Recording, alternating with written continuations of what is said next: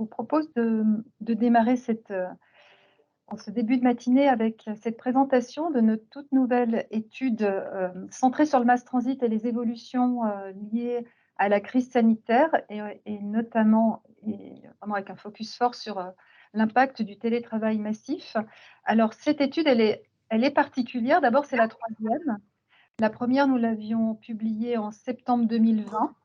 Et là, nous avions pu mettre en exergue le fait que, alors on était entre différentes vagues de confinement, mais on avait pu mettre en exergue que le télétravail allait sûrement perdurer, puisqu'à l'époque, on ne le savait pas encore, mais que même s'il perdurait, il ne pourrait qu'écrêter en fait les pointes du mass transit, donc la pointe du matin et la pointe du soir, et que le mass transit, autrement dit la mobilité capacitaire, donc métro, train, RER et tramway, resterait indispensable pour faire, pour, voilà, pour assurer cette mobilité, notamment domicile-travail, qui est très forte en Île-de-France.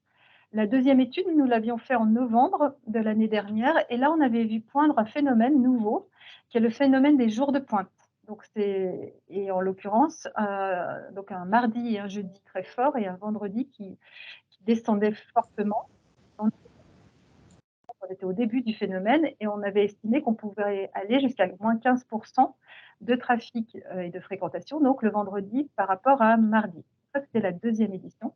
La troisième, que nous venons d'éditer, on va vous la publier, on va vous la commenter. Notre objectif, alors déjà, ces études, toutes, mais celle-ci aussi, bien sûr, son élément différenciant, je dirais, par rapport à d'autres, c'est qu'elle regarde tous les acteurs et tous les modes. Et notamment le mode routier, puisque parler de mobilité en Île-de-France, notamment domicile-travail, sans regarder le routier, n'a pas beaucoup de sens si on veut avoir une analyse globale. Donc c'est un peu l'ADN de notre étude. Et on a vraiment cette année, je demanderai à tous ceux qui ont leur micro ouvert, s'il vous plaît, de le fermer, voilà, pour la bonne écoute de chacun. Et donc, cette étude, en fait, on a voulu cette année, comme on sait maintenant que le phénomène du télétravail est massif et pérenne, vraiment creuser les impacts que ça peut avoir sur la mobilité, mais aussi, et c'est là en ça qu'elle est aussi très système, notre étude, mais aussi sur la vie économique de l'Île-de-France. Un point, alors les sources en sont un peu le reflet, mais aussi tous les logos que vous avez pu voir, toutes les marques que vous avez pu voir sur le premier slide. C'est une étude partenariale depuis le début, donc en partenariat fort avec l'Institut Paris Région. Vous allez voir que des intervenants, voilà, Paris Région seront là, de l'Institut Paris Région. Nous nous appuyons aussi sur les... Pardon, je ne me suis pas présentée, mais je suis de la Mass Transit Academy. Et la Mass Transit Academy s'appuie fortement aussi sur les équipes études et prospectives de Transilien. Nous travaillons aussi avec Kiko, qui est devenu OV, et qui nous fournit les traces GPS des smartphones des voyageurs, ce qui nous permet d'avoir cette vision large, y compris de tous les modes et donc du routier. On travaille aussi en étroite relation avec la DRIEAT, qui nous éclaire beaucoup sur le réseau routier structurant. Et nouveauté sur cette étude, on a aussi eu la chance d'avoir des données qui ne sont pas d'habitude fournies par les autoroutes. Et là, en l'occurrence, c'est SANEF qui nous a fourni quelques données, puisqu'on voulait éclairer le phénomène, ou pas, d'ailleurs, on va en parler, des week-ends élargis, et donc regarder ce qui se passait aussi au niveau des autoroutes. Les grands autoroutes qui sortent d'Île-de-France avaient beaucoup de valeur, et SANEF est vraiment l'acteur autoroutier de référence pour ça. Voilà ce que je voulais vous partager. Je faisais l'introduction en tant que Mass Transit Academy, mais je laisse la parole. Donc, vous allez voir, c'est vraiment un échange croisé avec tous les acteurs et auteurs de cette étude. Alors, le premier qui doit parler, c'est l'Institut Paris Région. Je vois que Dany nous a rejoint. Donc, Dany, je te laisse te présenter l'équipe qui a travaillé sur l'étude et commencer cette présentation. Nous aurons à la fin une partie d'échange. N'hésitez pas aussi à poser vos questions dans le chat au fil des interventions. À tout à l'heure. Bonjour à tous, donc Daniel Nguyen de l'Institut Paris Région, co-auteur de l'étude avec surtout Jérôme Bertrand, qui est expert au département mobilité et transport. Et donc, on se réjouit effectivement de réaliser, d'avoir rédigé cette troisième note rapide sur les atouts du mass transit. On espère évidemment poursuivre avec nos partenaires. Donc, cette courbe, ce graphique vous montre en fait l'évolution du trafic routier et donc en vert, enfin vert marron là, et de la fréquentation des transports en commun, c'est une évolution relative, hein, à partir d'une référence, de 2019, novembre 2019, hors week-end, hors jour férié, jusqu'à, juin, 2022. Et donc, alors on voit bien effectivement les impacts des, différents confinements sur l'évolution, des trafics, des 2 modes principaux. Mais ce qui est surtout intéressant effectivement, c'est que on a mis en regard les 2 courbes d'évolution, donc sur les 2 modes. Et ce que l'on peut constater, c'est que, le trafic, routier a repris beaucoup plus rapidement, après les différents confinements, que, la fréquentation dans les transports en commun, dans le mass transit. Mass transit, c'est-à-dire, tous les modes de transport en commun, lourds sauf donc, on retient le bus. Et on voit même qu'en juin 2022, le trafic routier, donc sur le réseau structurant, hein, le réseau de voies rapides, autoroutes et voies rapides, a quasiment repris le niveau de, 2019. Donc tout ça à partir des comptages, de la DIRIF. En revanche, la fréquentation dans les transports en commun a eu du mal a du mal à retrouver son niveau d'avant covid. En juin, 2022, on était en gros entre 80 et 85 du niveau de trafic, d'avant Covid. Et donc, et on s'est donc posé la question de, pourquoi cette différence de reprise du trafic entre les 2 modes. Et donc, des enquêtes, des comptages, des différentes sources de données vont vous donner quelques interprétations possibles. C'est l'objet de la slide suivante, et je donne la parole à Françoise Oui, pour la bonjour, suite. on a tout de SNCF Transilien. Donc, tout d'abord, on a regardé les enquêtes qui ont été faites par Île-de-France Mobilité pendant toute la période de la crise, et en particulier celle qui a été publiée en juin 2022, parce qu'on voit que l'ensemble des déplacements a subi une érosion, hein, avec 10% de déplacements de moins qu'en 2018 dans cette dernière enquête qui est consultable sur l'OMNIL, l'Observatoire des mobilités d'Île-de-France. Et donc, cet effet télétravail dont on va voir qu'il est quand même le plus important de tous les effets pour le moment qu'on a pu étudier, impacte de façon assez globale les déplacements, avec bien sûr une mobilité qui se recentre autour du domicile, puisque le télétravail conduit à avoir plus de déplacements autour de son domicile. Et aussi, s'ajoute au télétravail, mais de manière bien sûr moins forte, le développement de la visioconférence. Même si on reprend aujourd'hui certains déplacements professionnels, on le sait et on le pratique comme aujourd'hui, on bascule sur pas mal de visioconférences lorsque c'est plus pratique. Voilà, et donc dans le même type d'évolution, on peut avoir aussi, par exemple, l'augmentation de déplacements domicile-achat, là aussi, en partie autour du domicile pendant le télétravail.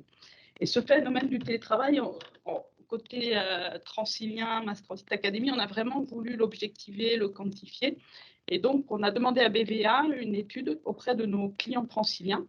Et on a effectivement observé un taux de télétravail qui était finalement assez supérieur à celui qu'on avait pu anticiper avec les connaissances qu'on pouvait avoir avant. Donc, sur l'enquête que l'on a eue, ce qu'on a pu voir, c'est que finalement, on n'a pas une érosion des clients dans nos trains pour Transilien, mais ce qu'on voit, c'est vraiment un effet sur les déplacements parce que le télétravail s'est développé. Et donc, vous pouvez voir que sur nos actifs qui utilisent les Transiliens, on a 55% de ces clients qui télétravaillent au moins une fois par semaine. Donc, c'est un taux qui est considérable, hein, plus de la moitié. Et observation aussi hyper intéressante, c'est que le télétravail n'avait pas complètement attendu le Covid pour démarrer, et que très probablement dans les années 2018-2019, on avait eu une forte croissance, pas forcément vue à la hauteur de ce qu'elle était, puisque toutes les études parlaient de 7%, 10%. Et donc, nos clients nous ont dit qu'ils étaient déjà 23% juste avant la crise sanitaire, à télétravailler au moins une fois par semaine. Donc c'est un taux qui était déjà très important. Donc le Covid est venu accélérer cette transformation de manière considérable, avec bien sûr beaucoup de cadres concernés par le télétravail, ça on s'y attendait fortement, avec 77%, mais aussi des employés. Et ça a été aussi pour Transilien une information très intéressante. On sait qu'on a beaucoup d'employés dans nos trains. 68% des emplois à l'Île-de-France étant sur 6% du territoire francilien irriguent vraiment la région pour que les Franciliens puissent accéder aux pôles centraux d'Île-de-France que sont Paris, la Défense, la Plaine, ici, qui sont aussi avec beaucoup d'activités tertiaires, beaucoup d'emplois télétravaillables. Et donc, finalement, le taux de télétravail des employés est très fort, avec 44%. Et quelque part, on l'avait un peu sous-estimé avant de connaître ces chiffres très précis. Donc voilà, un effet télétravail très fort. Sur les autres effets que l'on avait aussi étudiés dans les études précédentes, on voit que c'est des effets nettement moindres. On a pu craindre pendant une période un report modal vers la voiture. Les études montrent qu'il n'est pas très fort. Donc l'étude de BDA pour Transilien nous a aussi rassurés sur ce sujet. Cependant, on voit que pour les motifs non obligatoires, occasionnels, on a quand même une erreur avec la moitié de nos clients pour des motifs loisirs, etc., qui nous disent qu'ils voyagent moins. Donc déjà, une érosion à prendre en compte pour le transport collectif, de l'attractivité à relancer. Et une partie, 25%, se sont orientés vers la voiture pour certains de leurs déplacements.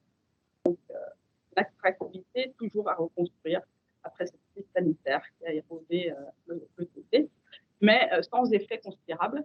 Et pour concerne des déménagements ou des positionnements des entreprises, on confirme que l'exode n'a pas eu lieu. On a effectivement une augmentation des départs hors Île-de-France ou bien à l'intérieur de la région, à l'intérieur de l'Île-de-France, mais la proportion liée à la crise sanitaire reste faible, de l'ordre de 30% par rapport à des phénomènes très importants, permanents, pour les populations dans leur vie quotidienne. Et sur les entreprises, ce que l'Institut Paris Région observe, le secteur d'immobilier observe, on a toujours des pôles centraux qui ont tendance à accueillir finalement les entreprises parce qu'on a de nouvelles vacances qui se sont faites avec le télétravail. Les entreprises peuvent limiter les surfaces qui sont utilisées et finalement, c'est bien les grands pôles qui peuvent proposer des conditions intéressantes pour accueillir de nouvelles entreprises. Et donc, finalement, cette polarisation de l'Île-de-France, pour le moment, de ce qui a été observé, semble se poursuivre. Donc, pas de remise en cause des grands équilibres, sauf le télétravail.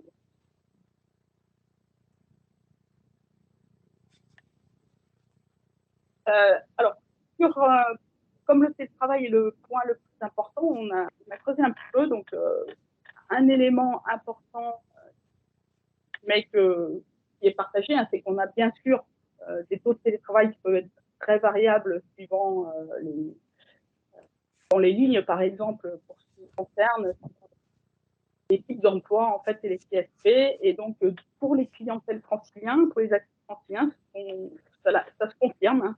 On voit, par exemple, que les Yvelines et le Val-de-Marne ont des taux de télétravail pour les actifs bien plus élevés chez les clients franciliens que, par exemple, pour la Seine-Saint-Denis et l'Essonne. C'est ce qu'on observe aussi, bien sûr, dans nos trafics en Île-de-France. Voilà. Et ces éléments nous permettent de vraiment comprendre en fait le décalage qui a pu se faire entre la voiture et le mass transit, c'est qu'on a en fait un double effet cumulé du télétravail sur le mass transit. On a commencé à évoquer le deuxième impact. Le premier, c'est qu'on a 2 fois plus de motifs de travail pour le train que pour la voiture. Le deuxième, c'est ce qu'on vient de voir, c'est que les taux de télétravail sont très élevés dans le mass transit. Donc, sur le premier, les chiffres sont très parlants. Hein. Quand on regarde les motifs de travail sur les trajets, on en a 31% en voiture, 54% ont déjà des trajets en mass transit, plus de la moitié, et lorsqu'on est sur RER et Transilien, on est à 60%.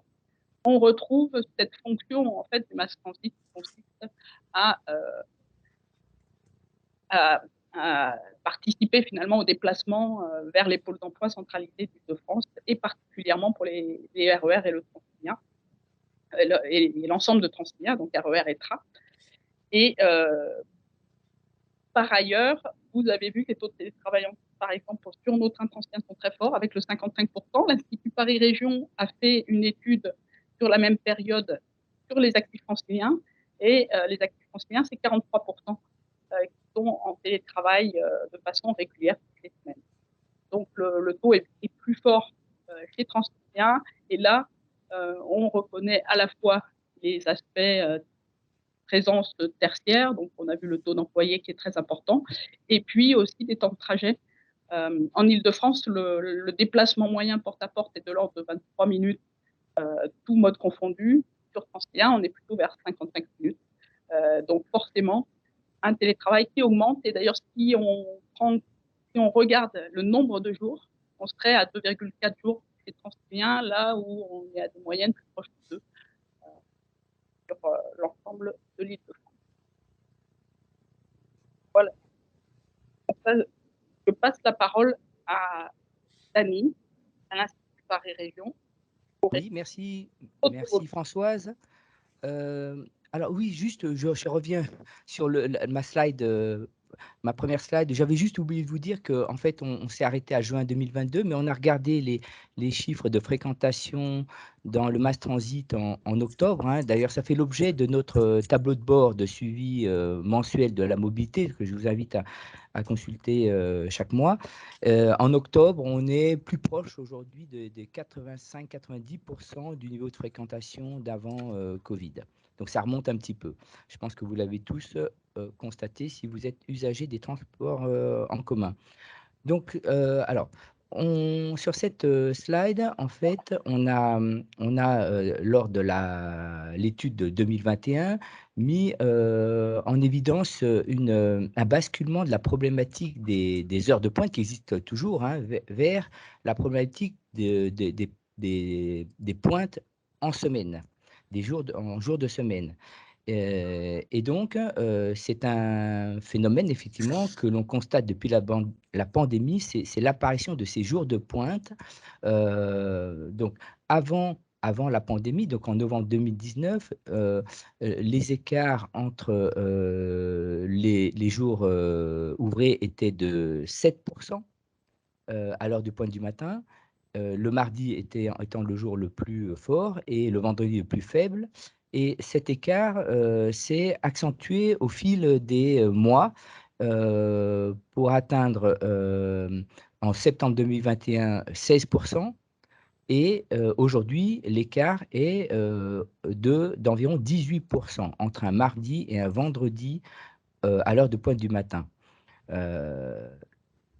Donc, effectivement, cet écart est assez significatif, hein, avec des baisses de trafic assez importantes le vendredi matin. Et donc, ce qu'on observe également, c'est que ce phénomène ne touche pas que le mass transit. On observe également un écart entre le mardi et le vendredi pour la voiture, donc de 16% sur les trajets entre Paris et les couronnes, hein, et ces couronnes. Et pour le mode vélo, l'écart est de 30% dans Paris, hein, quand on regarde les comptages à Paris. Et également, ce phénomène n'est pas spécifique à l'Île-de-France. On l'observe dans d'autres métropoles, notamment à Londres, où l'écart entre le jeudi et le vendredi est quand même de 35%, toujours à l'heure de pointe du matin. Alors, comment s'explique cet écart qui s'accentue? C'est essentiellement dû au télétravail. au jour au choix des jours de télétravail. Et donc, si on se réfère à l'enquête BVA pour la Mass Transit Academy de septembre 2022, ce que montre cette enquête, c'est que 44% des télétravailleurs télétravaillent, donc ceux qui ont la possibilité de travailler, télétravaillent fréquemment le vendredi et seulement 29% le mardi. Et cet écart, donc ça c'est pour tout mode confondu, et cet écart est encore plus marqué pour les usagers du mass transit. Il est de 49%. Vous voyez? Et il est de 38% pour les usagers de la route qui peuvent télétravailler. Donc ce phénomène de jour de pointe continue effectivement de s'accentuer, principalement à cause du choix des jours télétravaillés. Je poursuis. Et donc, alors, cet effet sur les transports, en fait, de baisse donc du trafic selon certains jours, il a quand même un impact autre que sur les transports. Il est celui sur l'économie locale, sur le développement local. euh, et, heu et donc, il est particulièrement, visible sur les commerces, proches des zones d'emploi. Donc, heu, on observe un écart de 19%, entre les mardis et les vendredis pour la fréquentation des commerces, loisirs et lieux de culture, de 44%, sur les commerces dans les centres commerciaux proches des zones d'emploi, 44% d'écart de fréquentation entre le jeudi et le vendredi. Et en plus, à cela s'ajoute évidemment une activité qui n'a pas encore tout à fait retrouvé son niveau d'avant Covid. Et donc, c'est effectivement toujours très, très pénalisant pour l'équilibre de ces commerces et des lieux de loisirs ou de culture. Euh, donc c'est une baisse donc de fonds de -15% par rapport à la période avant Covid. Heu, donc vous voyez que, cet effet sur la fréquentation des transports, des écarts donc de fréquentation, entre les jours de semaine a aussi un impact, sur l'économie locale. Et donc, il y a sans doute un vrai enjeu dans les transports, mais également pour l'économie francilienne, pour essayer de lisser les jours de télétravail. Et je repasse la parole à Françoise. Donc, on a cherché à objectiver parce que ce phénomène du vendredi, on l'observe tous dans nos vies quotidiennes, dans notre vie de travail. Et donc, on a essayé d'objectiver la Mass Transit Academy et Transilien ont demandé à BVA une nouvelle enquête qui était une enquête cette fois sur l'ensemble des Franciliens, pas les clients, Transiliens, pour comprendre en fait, d'où viennent ces préférences du vendredi dont on comprend assez bien, heu, le pourquoi, mais on voulait vraiment le qualifier, de manière plus précise. Donc la première question, ça a été: «Pourquoi le vendredi?» Merci. Je veux bien un petit clic pour faire apparaître les ronds et donc ce qu'on l'on voit, c'est que, les raisons personnelles priment. On le savait, mais c'est vraiment, dans 9 cas sur 10, c'est pour des raisons personnelles, que les télétravailleurs choisissent, le vendredi comme jour de télétravail avec en premier, le sujet de c'est plus reposant, de ne pas se déplacer le dernier jour de la semaine. Des raisons liées aux préparations de week-end, des raisons aussi liées à, l'organisation de sa vie personnelle aussi sur les loisirs, sur le ménage en fin de semaine et cetera. Donc on voit que c'est un phénomène qui est fort, on s'en doutait et avec avec, pour certains sujets, pas beaucoup de souplesse, parce que quand on veut préparer son week-end, c'est sûr que c'est très adhérent au samedi et au dimanche. Par contre, d'autres raisons qui, peut-être en termes de gestion du temps, pourraient être organisées autrement, avec un jour de repos dans la semaine qui peut être aussi très bénéfique. Voilà, donc ça permet de qualifier en fait ces orientations de télétravail pour les télétravailleurs.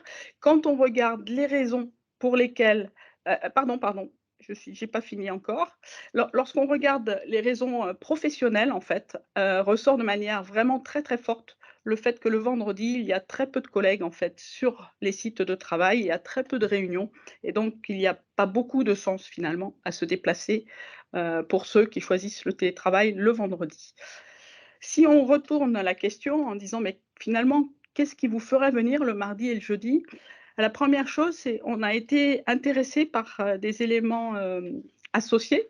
On s'attendait à ce que, certains répondants nous disent: «Ben, rien du tout», sauf la contrainte, bien sûr et en fait, ils sont 25. Donc un quart des répondants ont dit: «Mais rien ne peut me donner envie de venir plus tôt, le mardi et le jeudi». Cependant, donc il y a 75 de personnes qui, gardent une certaine souplesse par rapport à ces positionnements de jour et ce que l'on voit aussi, c'est que finalement, les jours ne sont pas forcément rigides, dans les entreprises. Ils sont même majoritairement assez souples puisque 80 des télétravailleurs choisissent librement certains jours ou tous les jours de la semaine. Hem Donc, de la souplesse. Alors après, pourquoi qu'est-ce qui pourrait faire basculer sur le mardi ou le jeudi? Là, cette fois, la balle est renvoyée à l'entreprise avec 2 grands types de raisons. La première, c'est, m'encourager à venir le vendredi finalement, qu'il y ait des collègues, qu'il y ait des réunions, éventuellement, des organisations d'événements conviviaux et cetera. L'autre, c'est de la souplesse. Ça, ils insistent beaucoup sur cet aspect-là, c'est-à-dire pas de rigidité sur les jours, peut-être pouvoir partir, plus tôt le vendredi et cetera. Donc voilà les 2 grands éléments et ensuite, pour les raisons personnelles, eh bien, ils nous renvoient la balle côté opérateur et nous disent: «Communiquez mieux, informez mieux sur les différences d'affluence dans les transports selon les jours».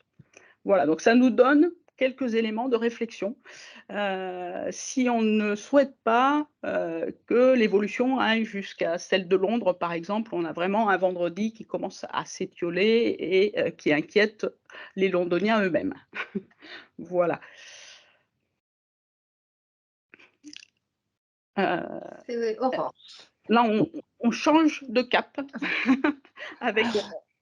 Oui, bonjour à tous. Je suis Aurore Fabre-Landry. Je dirige le cabinet de conseil Sustainable Mobilities, qui est un cabinet de conseil en mobilité durable. Et donc, j'ai accompagné ces 3 éditions d'études sur le mass transit. Donc, on a beaucoup parlé du télétravail jusqu'ici, donc je vais vous parler un petit peu des autres effets, des autres motifs de déplacement et de leurs évolutions récentes et de celles qu'on peut prévoir pour les mois qui viennent. Donc le premier point, c'est une reprise du tourisme. Donc à l'été 2022, on avait presque rejoint, vous voyez, on était seulement 6 en retrait par rapport, à 2019.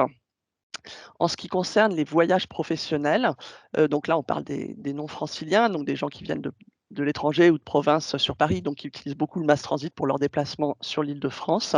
Une étude récente a montré qu'il est bien en train de reprendre, hein, comme le tourisme.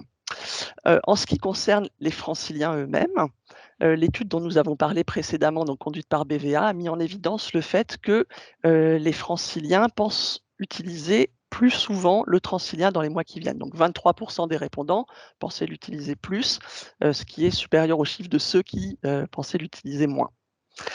Il y aura également une croissance démographique et une croissance de l'emploi. Donc aujourd'hui, les prévisions estiment que sur 10 ans, l'emploi devrait croître de +4 à +7 ce qui a un effet mécanique sur la fréquentation du mass transit.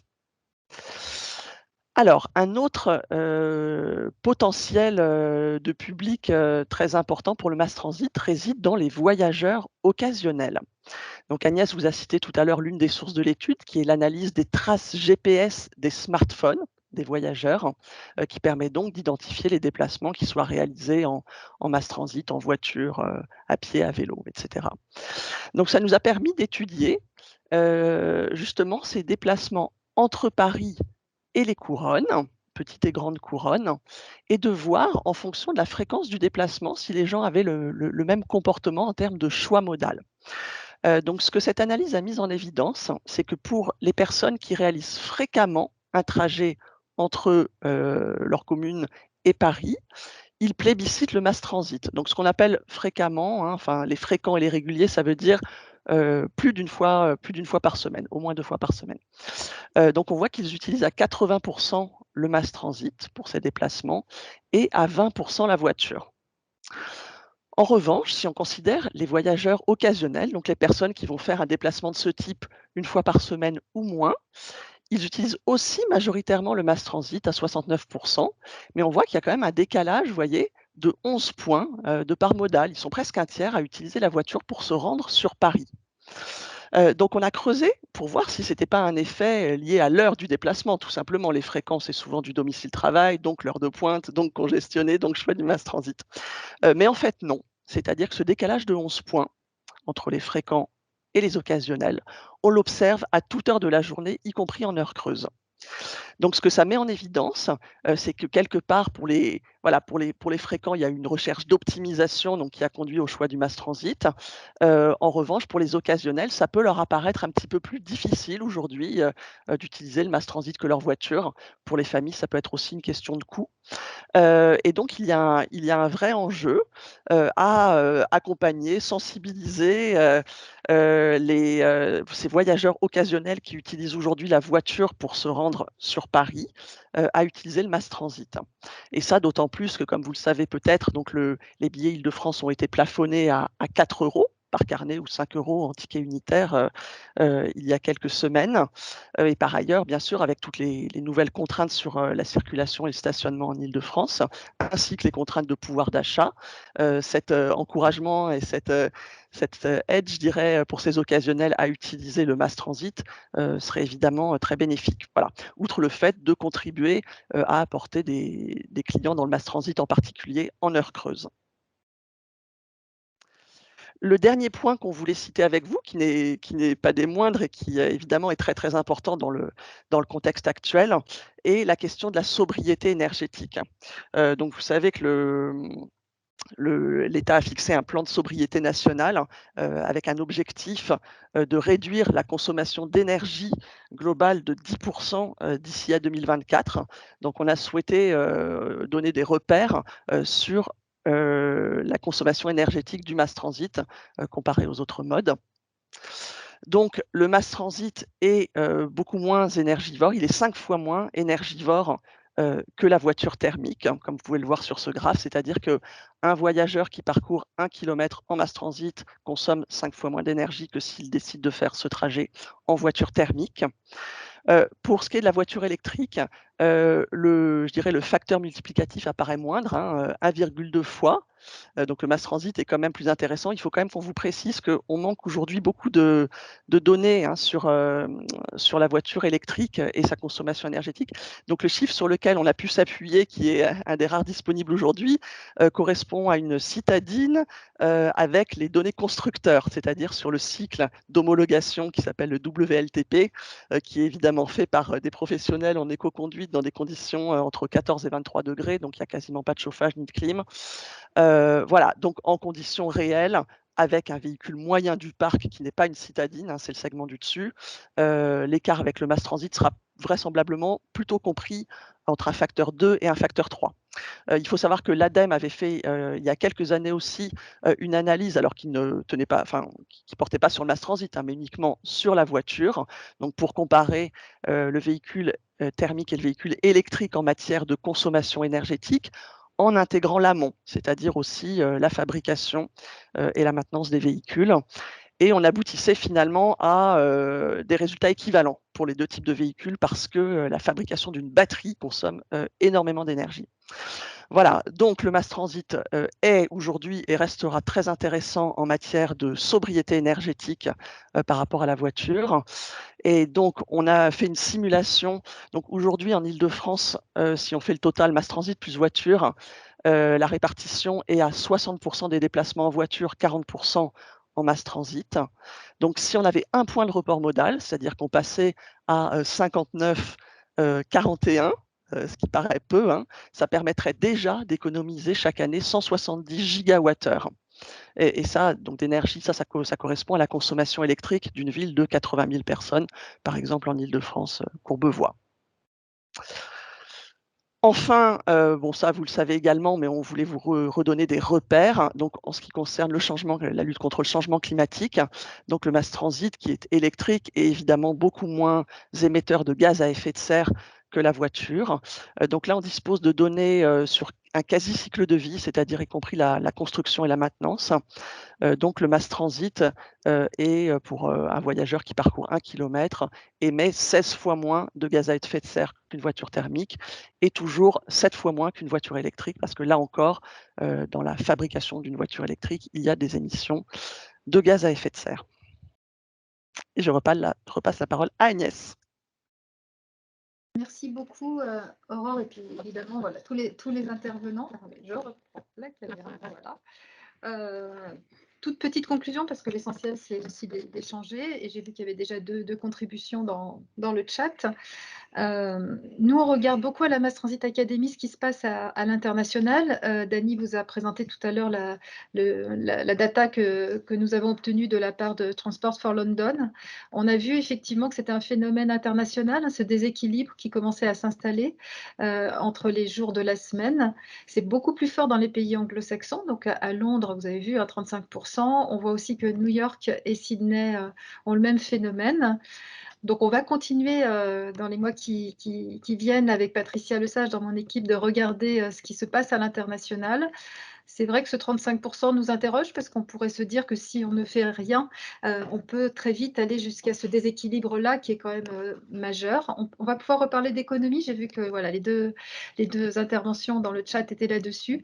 C'est vrai qu'on a vu les maires de Londres et de New York vraiment appeler un peu à l'aide puisque ce déséquilibre, en fait, ça vide complètement le cœur des métropoles de leur activité socio-économique. Donc, je partage avec vous qu'il y a sûrement des équilibres des nouveaux équilibres qui vont se positionner. Néanmoins, pour des grandes métropoles, voire mégapoles, hein, quand on parle de New York, Londres et Paris, il peut y avoir vraiment des enjeux très forts au sens centre-ville. Bon, quand on dit centre-ville dans nos mégapoles, c'est énorme. Et voilà, des déséquilibres quand même assez puissants. Et c'est tout cet effet systémique qui est intéressant d'analyser, d'éclairer. Donc, c'est ce qu'on fait avec cette étude. Alors, voilà, on ne sait pas encore si on fera une 4e édition. En tout cas, on voit que les changements sur la mobilité sont énormes hein, en termes de comportement des voyageurs.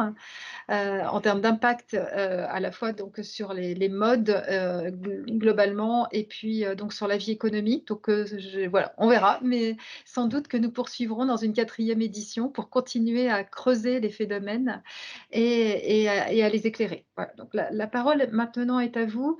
Alors, attendez, je regarde. Il y a eu 2 interventions. Je ne sais pas si vous voulez les partager plutôt sur la partie éco. Oh là, je vois que ça tombe. N'hésitez pas à les poser de vive voix, vos questions. Je vous laisse le faire et puis en fonction de la question, nos experts répondront.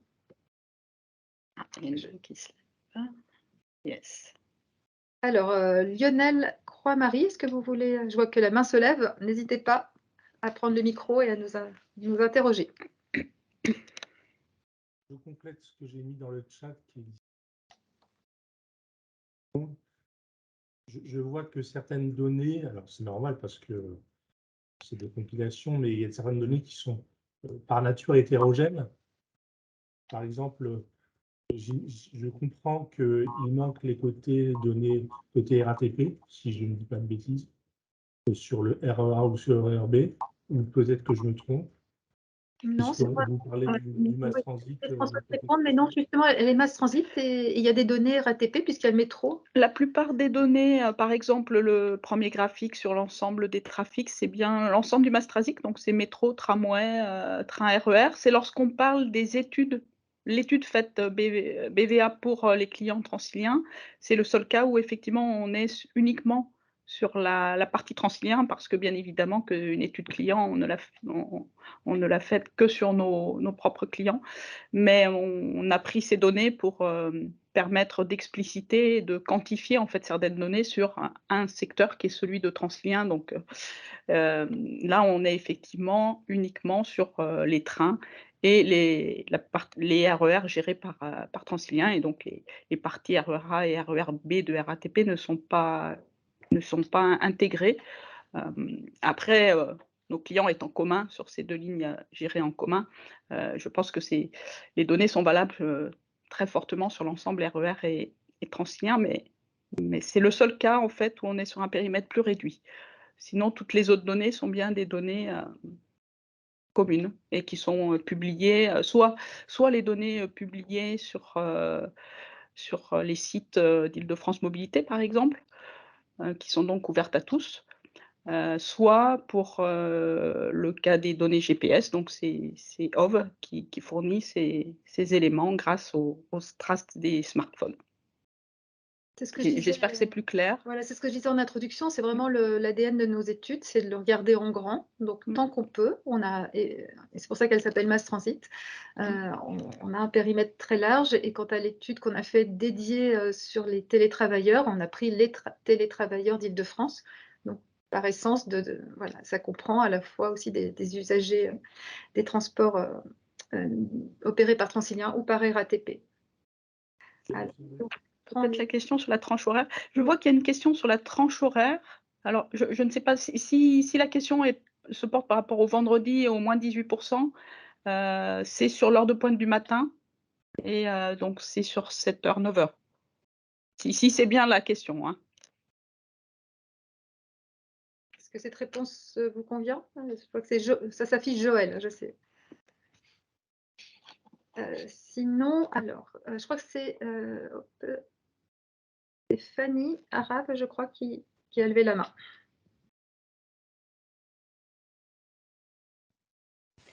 Oui, merci beaucoup. Bonjour toutes et à tous et merci beaucoup pour cette étude. Juste une remarque et une question. Une remarque, ce qui est intéressant aussi de voir, c'est en termes d'occupation au sol. C'est-à-dire que j'avais entendu un colloque, le responsable de la RATP, dire le RERA, c'était en gros une autoroute 16 voies. Je trouve que c'est assez parlant en termes de flux. Est-ce qu'il y a possibilité d'avoir un peu également ces éléments-là pour Transilien? Parce qu'il y a le sujet économie d'énergie, mais il y a également le sujet occupation foncière. Et c'est assez parlant. Et comme question, c'est que là, on a bien effectivement les flux, et vous avez exprimé le télétravail en fonction du lieu de domicile, si je comprends bien. Et est-ce qu'on a une idée en termes de tuyaux, c'est-à-dire un peu la destination? C'est-à-dire qu'on a pu se voir que pendant le confinement, la Défense était vidée, par exemple, ça s'est totalement rempli ou pas? Est-ce qu'il y a des différences également en termes de lieu de travail? Et en termes de flux, on a entendu un peu parler de bilocalisation. Est-ce que ça s'est maintenu finalement? Pas tant que ça. Enfin, voilà, un petit peu ces éléments-là. Merci. Alors, moi, je peux peut-être répondre à la première question, et je pense que l'Institut répondra à la deuxième partie, peut-être. Donc, sur la première partie, dans la première note, en fait, la première étude que nous avions menée, on avait fait effectivement une comparaison des débits entre la voiture et le mass transit en général, toujours avec cette approche mass transit globale. Et donc, on avait démontré que le mass transit présente un débit 17 fois supérieur à celui de la voiture. Donc, c'est bien quelque chose, effectivement, qu'on a porté dans la première étude sur les bénéfices, finalement, et les externalités positives du mass transit en général. Voilà. Et de la même manière, on avait regardé l'occupation d'espace avec une occupation d'espace 27 fois moindre, en fait. Voilà. Donc, c'est effectivement très significatif. Bon. Sur la partie. Oui, voilà, pour la ouais. Merci, Dani. Oui, et puis je laisserai mon collègue Jérôme compléter, mais effectivement, on observe des baisses de trafic dans le mass transit qui sont variables d'une ligne à l'autre, et notamment dans les corridors où, où on a beaucoup d'emplois, on trouve beaucoup d'emplois tertiaires, c'est-à-dire des emplois télétravaillables, entre guillemets. Donc, par exemple, le long de la ligne 1, la ligne de RER A, la baisse est un peu plus marquée que sur les lignes, par exemple, du RER B au nord ou la ligne 13. C'est essentiellement dû effectivement à une concentration plus forte le long de ces lignes 1 et A d'emplois de type tertiaire. Euh, Jérôme Bertrand, qui a beaucoup travaillé sur les pôles d'emploi, peut peut-être compléter.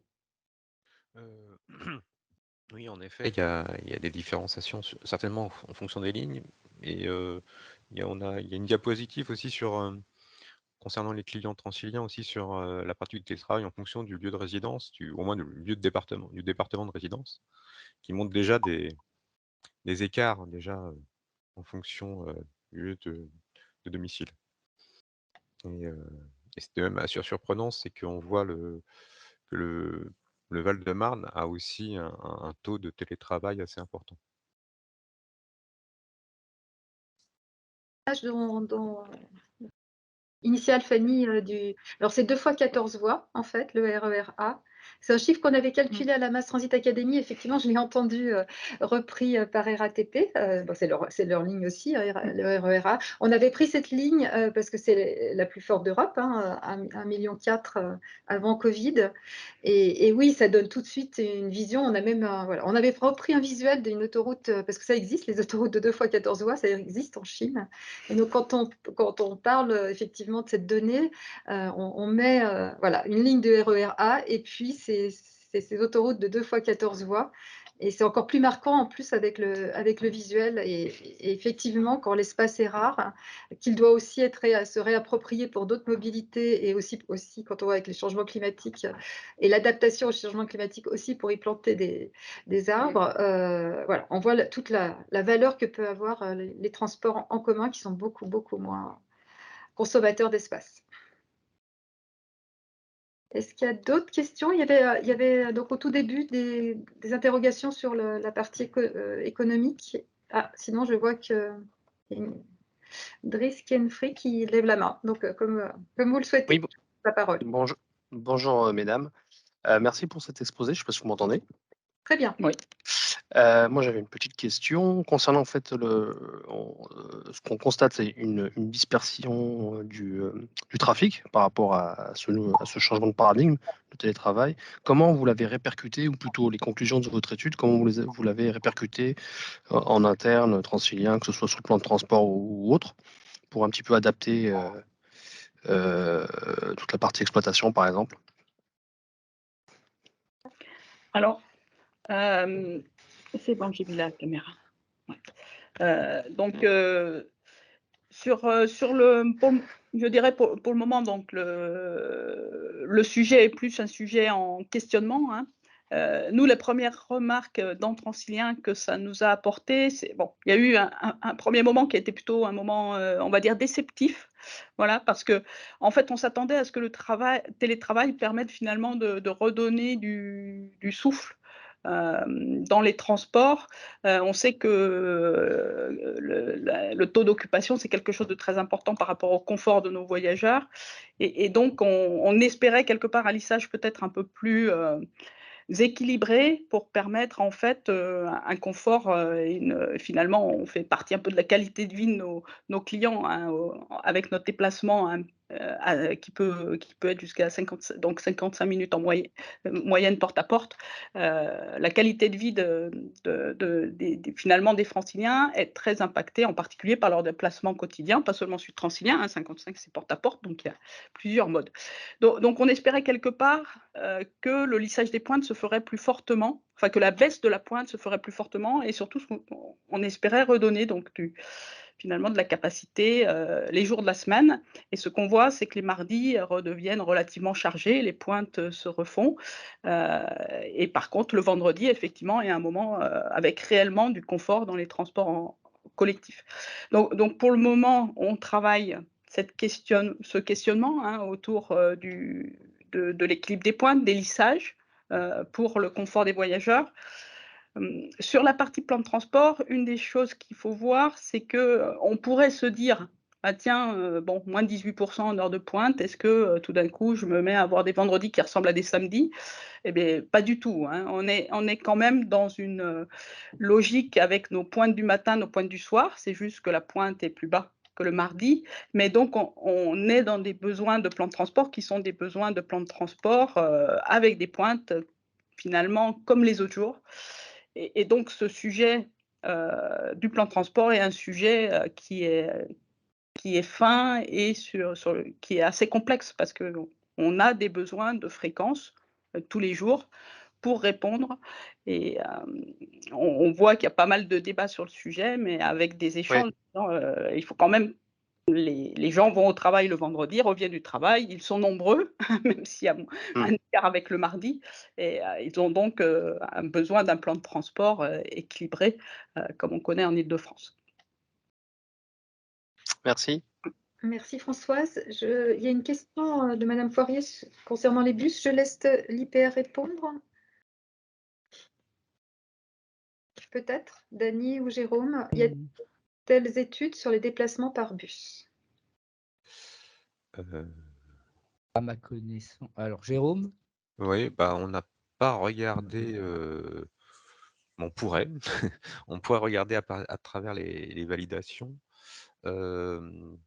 Mais on n'a pas regardé s'il y avait de tels écarts avec les bus. C'est vrai que depuis le début, cette étude, on la concentre. Alors, on l'appelle mass transit pour les modes capacitaires, donc ce n'est pas le cas des bus. C'est vrai que dans l'acceptation anglo-saxonne, les bus rentrent dans le mass transit, puisque c'est que mobilité collective, surtout que, notamment aux États-Unis, l'essentiel du mass transit est quand même effectué en bus et non pas en métro, peut-être à l'exception de New York. Donc voilà, on est plutôt sur les modes, on regarde ce qui se passe dans les modes capacitaires. Donc effectivement, on n'a pas les bus dans cette étude. Mais par contre, on sait que le trafic bus a moins été impacté par les confinements et par la crise sanitaire, Oui. étant donné qu'ils répondent à d'autres types de motifs, moins, quoi, le motif domicile travail et travail, les déplacements à partir du travail sont moins marqués quand même côté bus que côté mass transit. On l'a vu dans le monde entier, hein, j'échange souvent avec Londres. Ils ont tout de suite, enfin, la reprise dans le bus a été plus rapide et ça semblait être aussi pour des raisons sanitaires, c'est-à-dire qu'il y a un sentiment que d'être en surface, de pouvoir sortir plus facilement. Visiblement, le bus était plus rassurant à l'époque voilà, à l'époque où le Covid circulait, où il y avait des confinements. Voilà, il y a eu un vrai report modal des transports ferrés, métro notamment, vers le bus. Et je sais que c'était la même chose en Île-de-France, mais on l'a vu clairement dans le monde entier, ce choix modal du bus en période de crise sanitaire.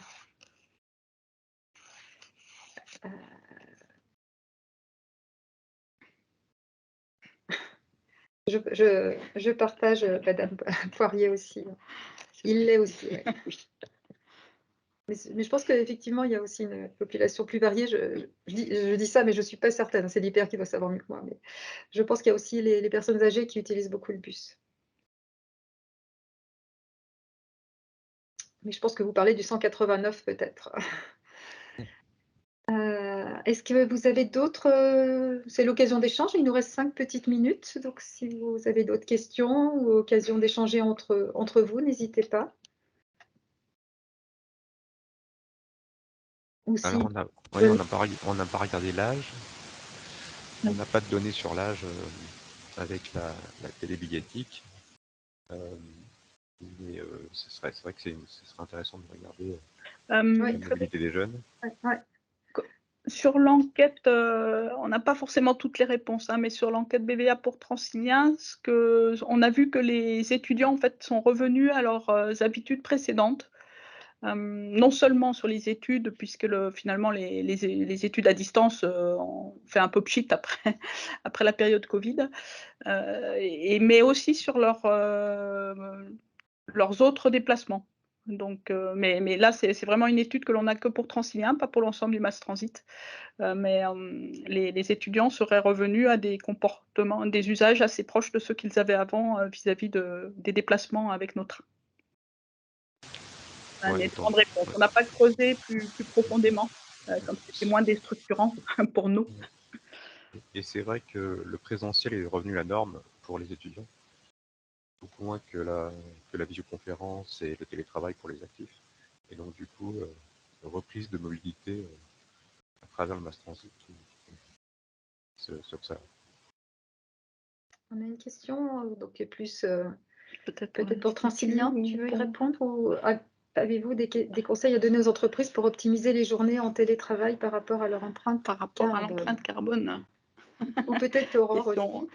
Oui, est-ce qu'Aurore a des idées? Parce que nous, on est pas mal dans des échanges avec les entreprises pour l'équilibre en fait des transports et pour le lissage des pointes en général, puisque l'objectif c'est vraiment de donner le maximum de confort possible à nos clients dans une région où les transports sont fort utilisés. Voilà. Après, la réflexion par rapport à l'empreinte carbone, on ne l'a pas forcément engagée de cette façon par rapport à l'optimisation des journées de télétravail. Pas de ton Alors, côté, Aurore? oui, alors on peut, alors c'est pas vraiment notre spécialité, hein, on parle d'immobilier là. Juste si on réfléchit un petit peu à ce sujet, c'est vrai qu'on a pu entendre des choses, comme, fermer carrément le vendredi pour pouvoir couper le chauffage, ou bien le lundi puisque c'est accolé au week-end. Mais on peut se dire aussi que si une entreprise arrive à lisser, sa présence sur les jours, de la semaine, c'est-à-dire au lieu d'avoir, des mardis et des jeudis où quasiment tout le monde est sur place et des vendredis où c'est plein, ça peut leur permettre, vu que beaucoup d'entreprises, passent quand même en flex office aujourd'hui, de réduire leur empreinte foncière et donc proportionnellement leur consommation d'énergie. Donc ils peuvent voilà, faudrait chiffrer tout ça, je dirais, pour savoir, mais il est tout à fait possible que du point de vue de l'empreinte carbone, les entreprises aient le même intérêt que, bien sûr, le transport, mais comme on l'a vu, l'activité économique au global, hein, puisque cette faiblesse, voilà, ces déséquilibres entre les jours, en fait, détruisent de l'activité économique en net, hein. Mmh. Merci beaucoup. Je pense que c'est une bonne conclusion aussi pour notre webinaire, sauf s'il y a vraiment une dernière question, n'hésitez pas, mais on va pouvoir rendre à l'heure. Merci à vous tous de vous être inscrits, d'avoir participé à cet échange avec nous. Merci beaucoup à tous nos intervenants et auteurs de cette étude. Et voilà, je vous souhaite une très belle journée. À bientôt à tous. Au revoir. Merci, bonne journée. Au revoir. Merci, au revoir.